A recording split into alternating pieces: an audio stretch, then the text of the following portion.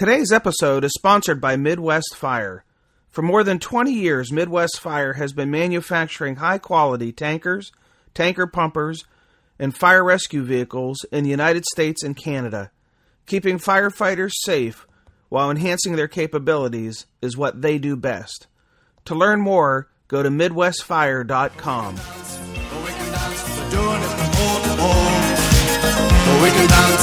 We can dance, everybody look at your hands. We can dance, everybody's taking the chance. Safe to dance, oh it's safe to dance. Yes, it's safe to dance.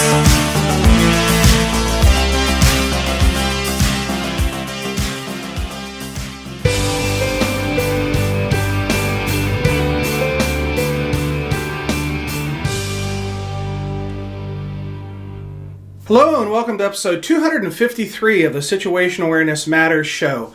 I'm your host, Rich Gassaway. The purpose of this program is to help improve situational awareness and high-risk decision-making for individuals and teams who work in high-stress, high-consequence, time-compressed environments with changing conditions. The SAMatters mission is simple. We want to help you see the bad things coming and time to avoid bad outcomes. I'm coming to you today from my office in St. Paul, Minnesota. Over the weekend, I was at the West Virginia Emergency Services Conference at the Pipestone State Park Resort. This was a very special visit because I got to be part of a 4-part program that I developed called the Behavior Series. Listen up.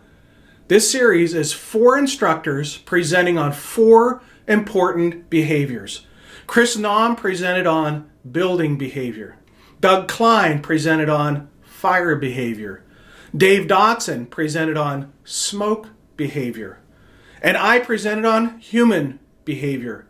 And more specifically, the behavior of high-risk decision-making. This is a really powerful program that dials firefighters in on the 4 most important components of the critical information you need for a structural firefight.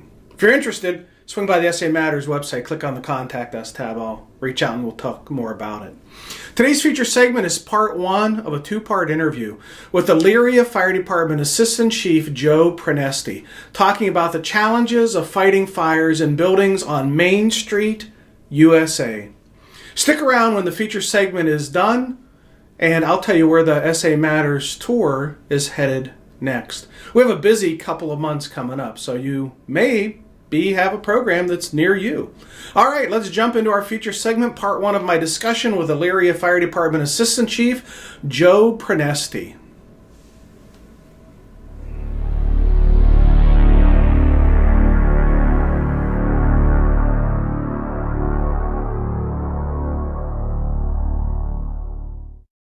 Let's swing around to the topic that we're going to talk about today. Something must have inspired you to create this message that you have put such effort into. And, it takes a lot to develop a program to make sure that you're going to, give an audience a quality presentation and share some solid takeaways. And so kind of take us back to how the inspiration started for how to get this message in front of an audience. Was there a single event, a series of events, or, what inspired you?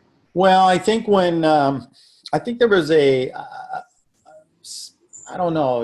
transfiguration in the fire service or somewhere where, with the building construction, where I think command officers were just basically, okay, we're going to fires in these throwaway, let's say, modern constructed buildings. We focus all entirely on either residential dwelling fires or type 2 non-combustible where there's trusses or modern products, and they say, okay, we're out, we're done, we're backing out.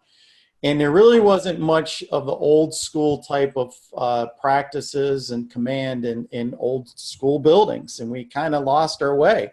And a lot of those chief officers retired or just simply don't teach on those kind of things anymore. And like I said, we went through a fire service where a whole generation of firefighters were taught, okay, so construction, this is bad, get out. Well, when you get into these types of structures, you're going to have, they're rugged, and it takes a whole different mindset to handle a fire in a main street type building. Plus, these buildings are going through renovations. We're to the point now where you're seeing an 80 to 100-year-old building now.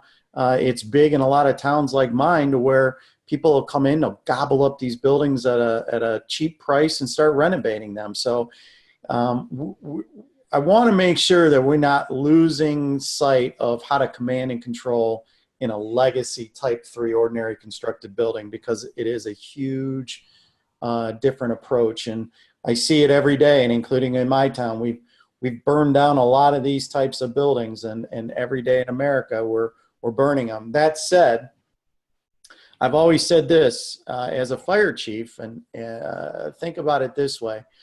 You're a small to a medium-sized town fire chief, and I don't want to be demeaning, but if you have a house fire, it's a sad event to those involved. It's a bad event, but they're forgotten about. You burn down a block on your main street, all eyes are on you. Everybody's thinking about what you did wrong. It's going to be on video, and that is the one type of fire where a fire chief's going to have to answer to the city politicians or whatever.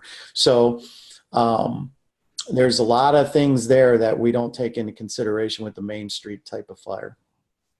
So, Joe, before we move along, when you talk about this Main Street legacy type building, there are a lot of old main streets in America, but there are a number of newer main streets, or maybe old main streets that have been taken down and replaced with new main streets. So, help me frame more about what these kind of buildings look like, with a little more detail about how they're made, how they're laid out, what might be the occupancy. Are they single story, 2-story, 3-story, 5-story buildings in the downtown, so that somebody who's listening or say like, oh yeah, that's exactly our main street. So kind of draw a mental picture of me of what that main street looks like. Well, I'll start out by the construction. First off, you're going to have conventional lumber, thicker timbers, where it's not going to be going towards a type 4, the large mill type, but the timbers, brick and joists. These are going to be masonry buildings supported by wood floors.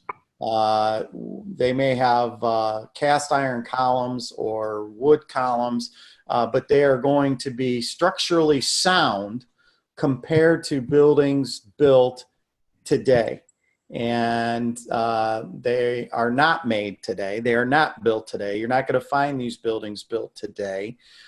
Many cities are going to build fake downtown type buildings, and they may be protected, but they're going to have modern, I hate saying the word lightweight, but they're going to have modern steel and wood, flimsy plastics.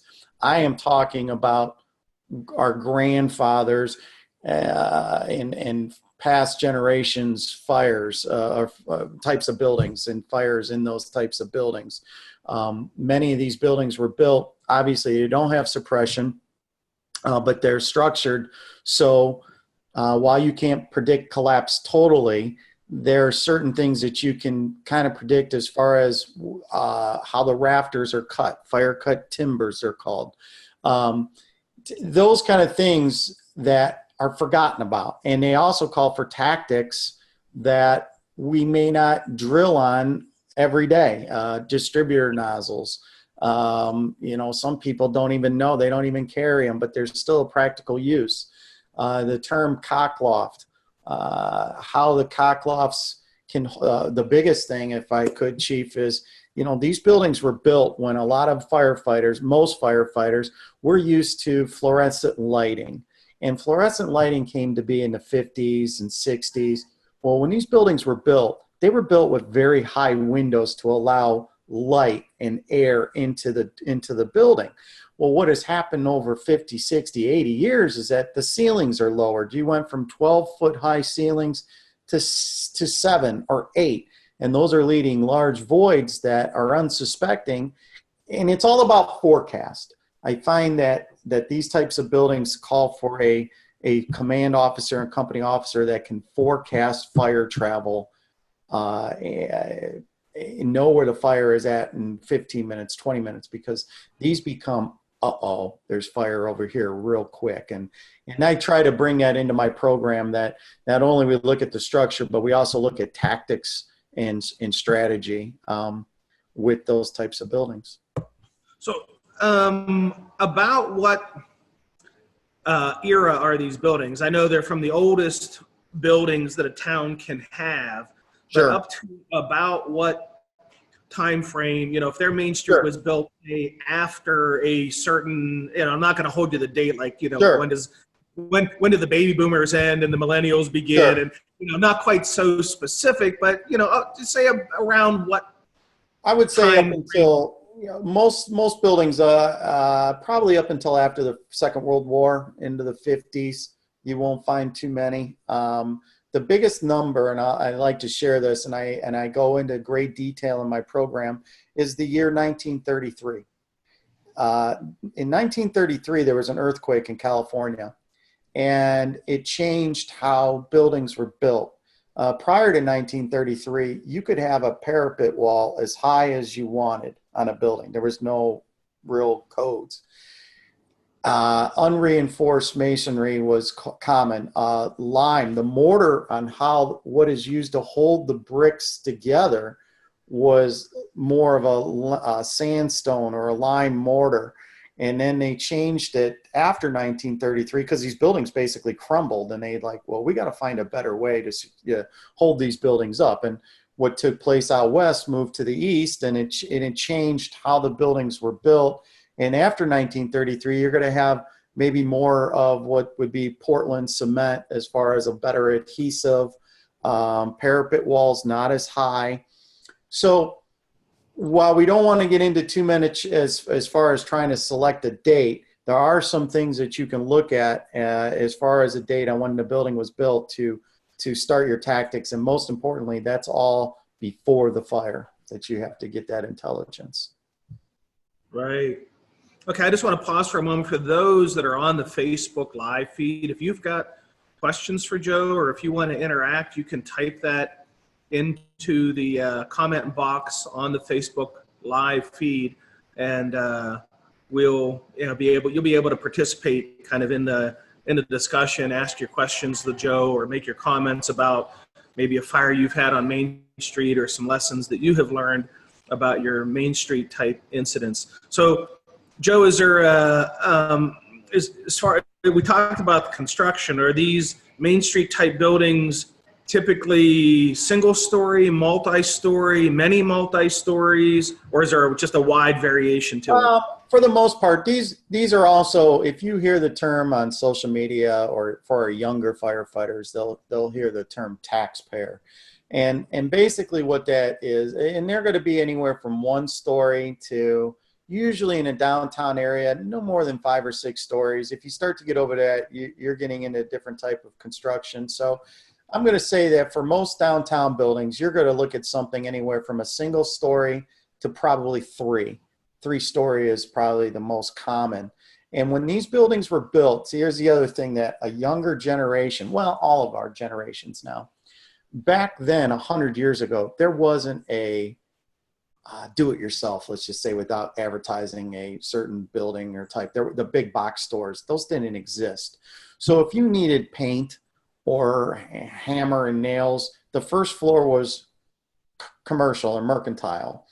And the upper floors were residential, or you went to the doctor up there, or the dentist. So that's because your main streets or your downtowns were your hub of your activity of your life. And they weren't these big box stores or dollar stores. And so that's where you would go. And that's why the owner would basically purchase the property or whatever, build it, collect the rent or whatever from the upper stores, and would pay the taxes on for his property. So that's kind of like why they say taxpayer. But that's the type of building that they were 100 years ago. The problem was in the 60s, 70s, malls became, people traveled more farther away from their core. These buildings became neglected. They try to be revitalized, and they go through periods. The buildings are there, but they're going through periods of neglect and then renovation. And there's been many fires where the renovations, unknown to the fire department, led to serious injuries and deaths to firefighters. And is it fair to assume that as I envision what Main Street looks like to me, I see brick fronts, and I see they're all buttressed up against each other. Occasionally there might be a walkway or an alleyway that goes down between two of them that might lead to a parking area that's in the rear. But for the most part, they're all kind of interconnected. And then I'm assuming in the course of some of these potential renovations that they've maybe taken two of them and somehow connected them by making holes in what would otherwise be fire breaks and in brick walls with doorways and pipe chases and things like that the fire could then travel in unpredictable ways. Is this one of the challenges? Absolutely, and it's one of the challenges that I find that we miss as far as command and officers, firefighter, all ranks, is that you'll have someone come in and purchase, the property or a block of buildings, and for ease and for storage, they'll start knocking out walls, like you said, and make apartments and hallways. And yeah, we get into where you basically have one big unprotected building that fire and smoke and gases will travel. And the difference is, Chief, is that the voids that I mentioned earlier are bigger than what you would find, in a residential dwelling. We're talking 3 or 4 foot spaces where between floors, to where you could have heat, smoke, gases build up, and you can have some big time problems if you're unaware of that possibly happening.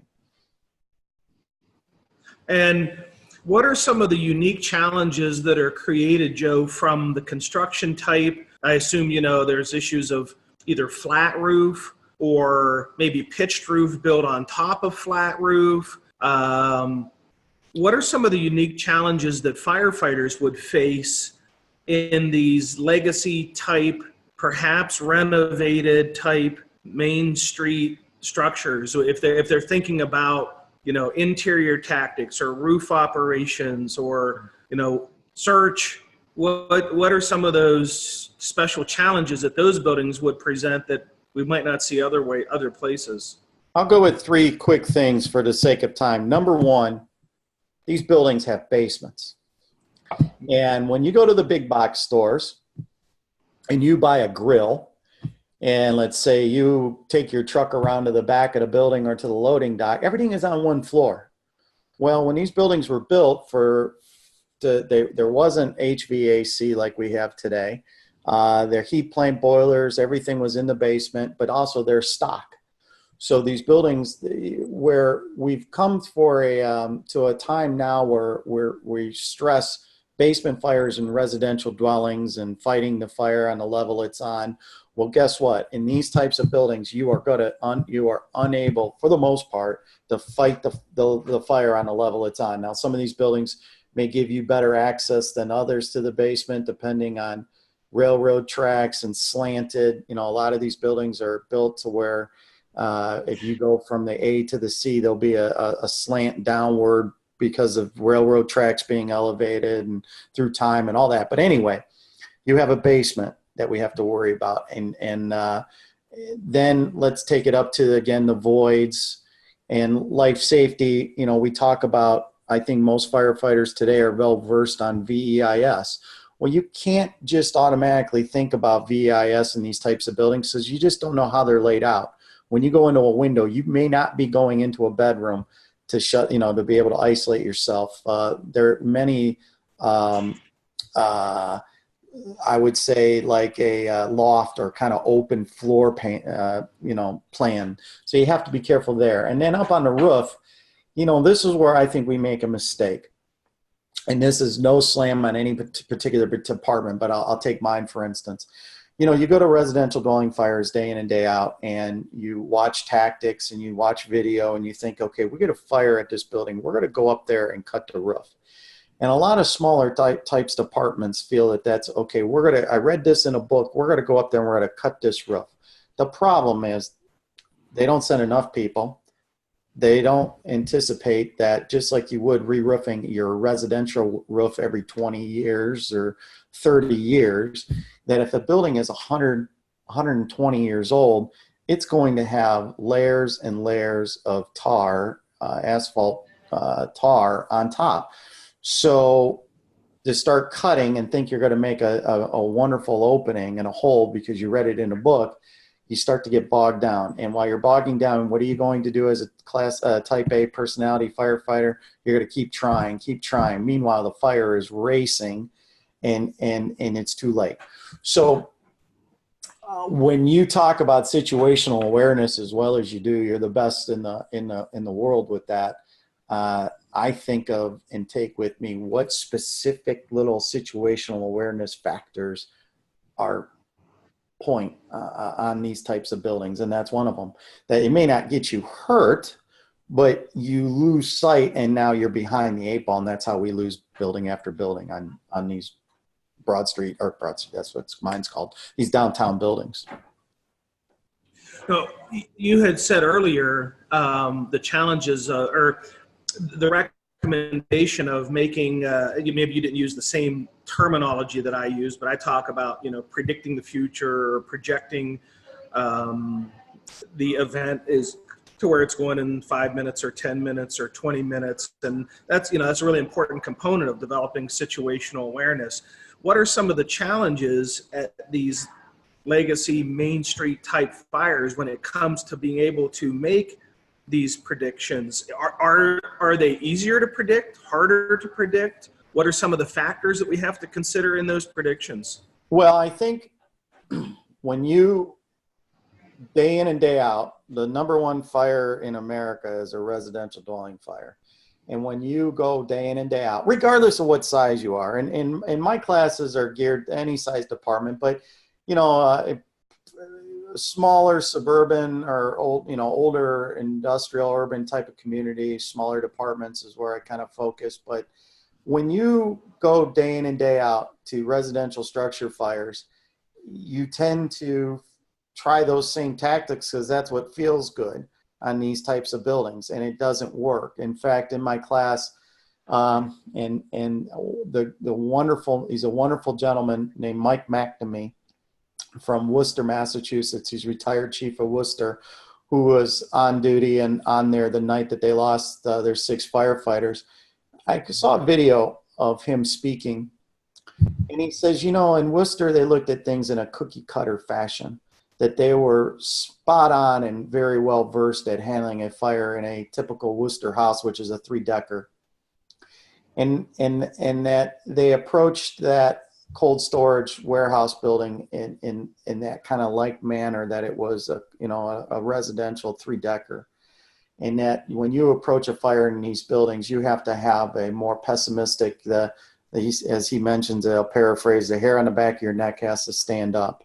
And that's where I think we fail as command officers. And again, it may not be so much of, and certainly there are some other items that can get us injured and killed, but you can't cut it out. You can't do the cookie cutter approach. And that's what happens, whether it's from command and control, that, a chief standing out front of this building with a portable and maybe a clipboard is not going to cut it. It's not going to cut it. You can't do that in 2019 in facing these kind of buildings. You need lots of help, lots of command help.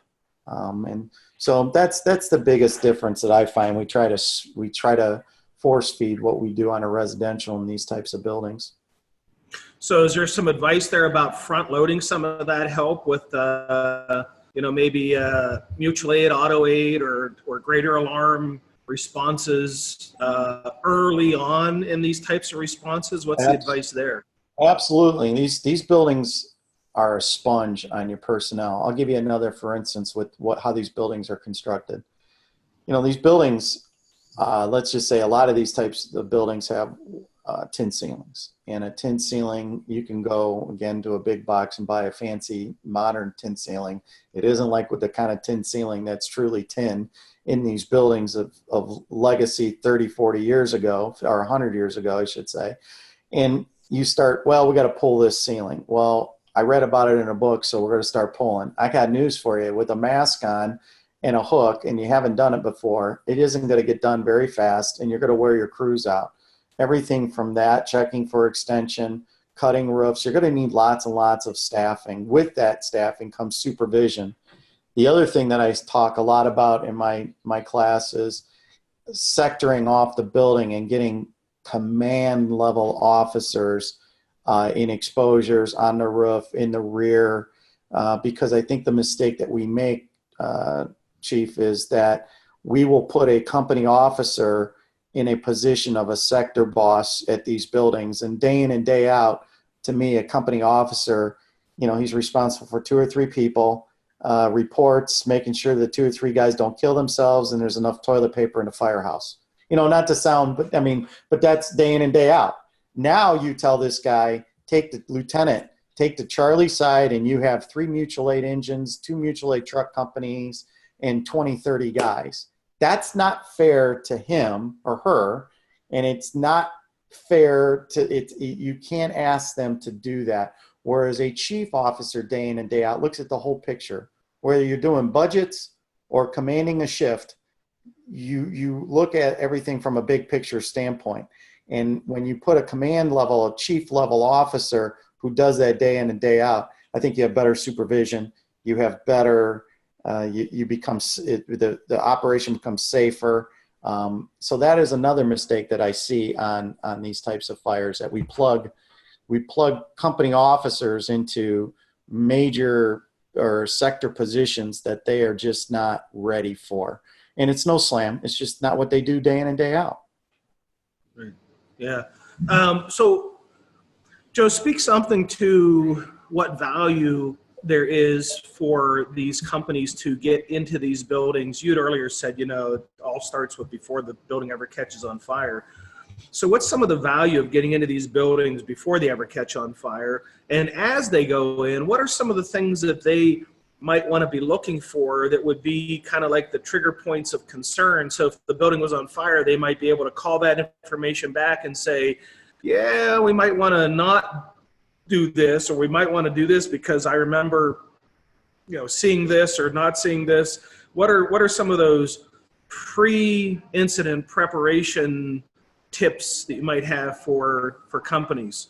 Well, I think first and foremost is you do have to get into these buildings. And I have found that if you go to these buildings with the intent of just walking through and familiarizing yourself, and maybe not coming at the owner or the occupant as a inspection, if you will, they're more apt to say, come on in, take a look around, let me turn this light on for you, so-and-so. So I always like that approach, especially if your department doesn't do a lot of pre-planning, which most fire departments don't, unfortunately. And that is a good way. Also, 2 other things. Thank you, Chief Pronesti, for being my guest and sharing your knowledge with our audience today. Remember, this is part 1 of a 2-part interview, with the second part being aired next Tuesday. Well, I never thought we'd make it this far, but we did. Our show is fast approaching its 5th anniversary. I'm very proud that we are the longest running, consistently broadcasted, independently operated show focused on a singular mission to improve the safety and survival of individuals and teams who work in high-risk, high-consequence environments. Let me pause for a moment and elaborate on one component of that last statement: consistently broadcasted.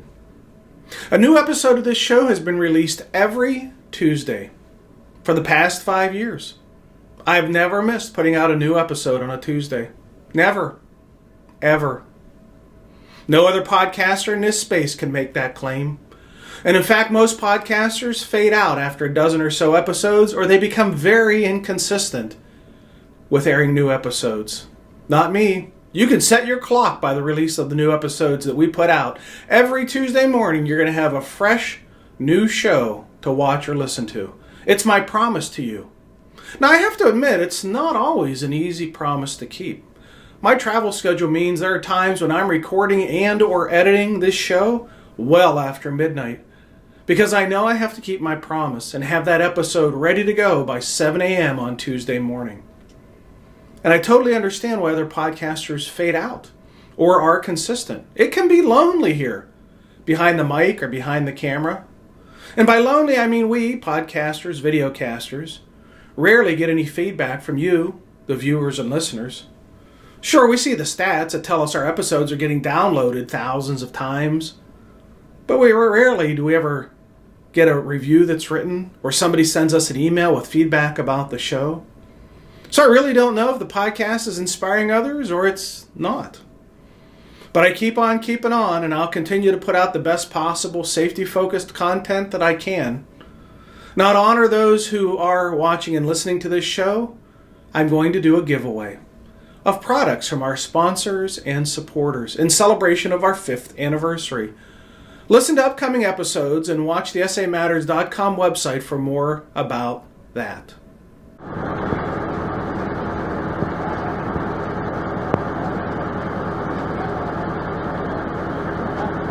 Real expectations, because SA matters. Know your limit. Know your partner's limit, because SA matters. Assumptions are bad. SA matters. Proper PPE is important because SA matters. Flawed situational awareness is a really big deal. SA matters. Know your water supply, because SA matters. Bears and Cougars, SA matters. Go versus no-go, because SA matters. Confidence is good. Overconfidence is bad. SA matters. Buddies matter, because SA matters. SA matters. So don't get angry. When the pigs are eating lemons, SA matters. Our academy class is going home today because we know that SA matters. SA matters! The SA Matters show was launched in 2014 with a purpose: to give a platform to those who've had near-miss events to share their stories, just like the one you heard. When I'm on the road delivering classes on situational awareness, I often ask attendees about the near-miss events they've had, and they have shared with me some amazing stories. It is stories like episodes 249, 250, and 251 with Devin Farmer and John Buckman of German Township. Stories like theirs is what motivated me to launch this podcast in the first place, so their lessons could be shared with a bigger audience, you. The Situational Awareness Matters show, podcasted as SA Matters Radio, and our companion video show as SA Matters TV on YouTube, along with other videos we've posted there, have enjoyed over 800,000 downloads. That number blows my mind and far exceeds my expectations. I'm so thankful for your support. I feel so honored to be able to provide a platform for these amazing stories to be shared. If you like the show, please consider doing a solid favor for me. Subscribe. It's simple. For the audio version of the show, SA Matters Radio is available on iTunes, Google Play, Stitcher Radio, and iHeartRadio. For the video version, it's SA Matters TV on YouTube. And if you find value in the show, I would really appreciate it if you would give the show a rating and write a review. Your ratings and reviews help others to find the show, but more importantly, your feedback inspires me to work even harder for you. Since 2007, Situational Awareness Matters instructors have helped more than 1,300 organizations and have trained more than 75,000 individuals on improving high-risk decision-making, including first responders, industrial workers, military personnel, business leaders, medical professionals, utility workers, highway workers, public transportation operators, aviation workers, oil refinery operators, and more. If you or someone you know works in a high-risk, high-consequence, decision-making environment, then we're here to help improve your safety and your survival, and to help you accomplish the most important mission of all, and that's to go home to the ones who love you. I'd like to take a moment to honor and thank the companies, organizations, agencies, and departments that have hosted recent Situational Awareness Matters training for their team members. The White Court Fire Department in White Court, Alberta, who hosted a live stream training program for their members on a drill night. The Missouri Winter Fire School in Columbia, Missouri. The Topeka Fire Department in Topeka, Kansas. The West Virginia Emergency Services Conference in Pipestem, West Virginia. If you're interested in knowing where we're going to be upcoming, here's the schedule. On February 25th, we will be at the International Falls Fire Department in International Falls, Minnesota. February 26th, the Grand Rapids Fire Department in Grand Rapids, Minnesota. February 27th, the Eveleth Fire Department in Eveleth, Minnesota. February 28th, the Lutsen Fire Department in Lutsen, Minnesota. March 5 through 7, the Baytown Fire Department in Baytown, Texas. March 8th, the Ponderosa Fire Department in Houston, Texas. March 9th, the Northwest Volunteer Fire Department, also in Houston, Texas. March 12th, the Maryland Fire and Rescue Institute's National Fire Service Staff and Command Program in Towson, Maryland. March 25 through April 3, the Pearl Harbor Naval Shipyard in Oahu, Hawaii. April 11th, the Fire Department Instructors Conference in Indianapolis, Indiana.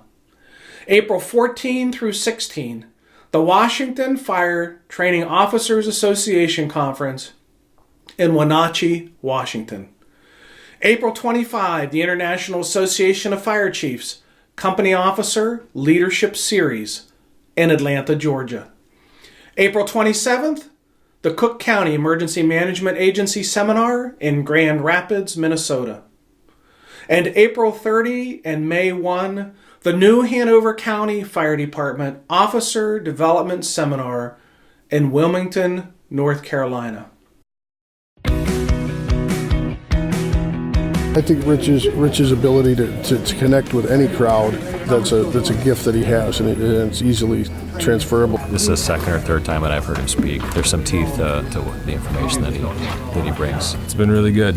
Good mixes. He knows when to throw in a joke here and there to get you back involved. Some tools. I'm a new lieutenant, so very, very interesting. And some of these things I can take back to the station and use with some of the new firefighters I have on my crew. Something to get you thinking about your job more, big picture type stuff. I've seen him before.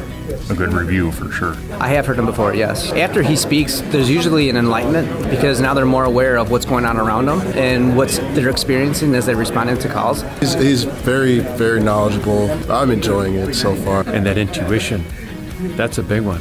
The video that he just showed up here, we're getting a lot out of this. I think this is a really good seminar, especially for new people and old. But I think it's very informative. This talk gives us more ammunition to do all three. They're relatable to what we have experienced or very well could experience, so he makes it easy to let the knowledge sink in. I mean, it's awesome. A lot of stories you can usually relate to yourself and calls you have been on, aha moment. Like, he just helps you focus on picking out the right things. It's awesome. It's a refresher and keeps my eyes open. It's good stuff. If people listen to the message that he has, it's an incredible message delivered by a very compassionate person. Strategy and tactics are going to always change. Situational awareness it doesn't change. It's always there. He's got some good stories to tell, and he's very thorough with his stories, and it's interesting listening to him. Very clear speaker, and he talks on our level because he's been there, he's been in the trenches. I think he's doing well, and I'm looking forward to the second half.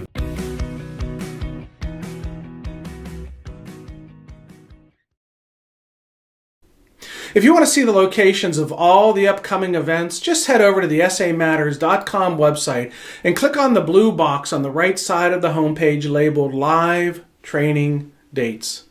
If you're interested in hosting a program, just click on the Contact Us tab on the top of the SAMatters.com homepage, and I'll give you a call. If you want to become part of the SA Matters community of learners, there's several ways you can do that. Click in the show notes to see how you can connect with us by signing up for our monthly newsletter, subscribing to the SA Matters radio podcast, subscribing to the SA Matters TV YouTube channel, and how to follow us on the social media channels of Facebook, Twitter, LinkedIn, and Instagram. There we share ideas about how to improve situational awareness, how to make better decisions under stress, and how to improve the critical skills the skills of critical thinking and resilient problem solving. Well, that's it. Episode 253 of the Situational Awareness Matters show is complete. Thank you again to my guest, Assistant Chief Joe Pronesti. Thank you to our awesome sponsor, Midwest Fire. If you're in the market for a pumper tanker, or brush truck, check them out at midwestfire.com. Thank you to our associate sponsor, Chief Miller. Thank you to all the companies, agencies, organizations, and associations that have hosted Situational Awareness Matters training programs for their team members. Thank you to all the organizations that have hosted live stream training programs where I come to your organization live via the internet and train your members. Thank you to the more than 2,500 students and graduates of the highly acclaimed Situational Awareness Matters online academy. The feedback I've received from the academy graduates is just amazing and humbling. Thank you for that. And most importantly, thank you, the listeners and viewers of this show, for sharing some of your valuable time with me today. I really appreciate your support of the SA Matters mission. Be safe out there, and may the peace of the Lord and strong situational awareness be with you always. You've been listening to the Situational Awareness Matters radio show with Dr. Richard B. Gassaway. If you are interested in learning more about situational awareness, human factors, and decision-making under stress, visit SAMatters.com. If you are interested in booking Dr. Gassaway for an upcoming event, visit his personal website at richgassaway.com.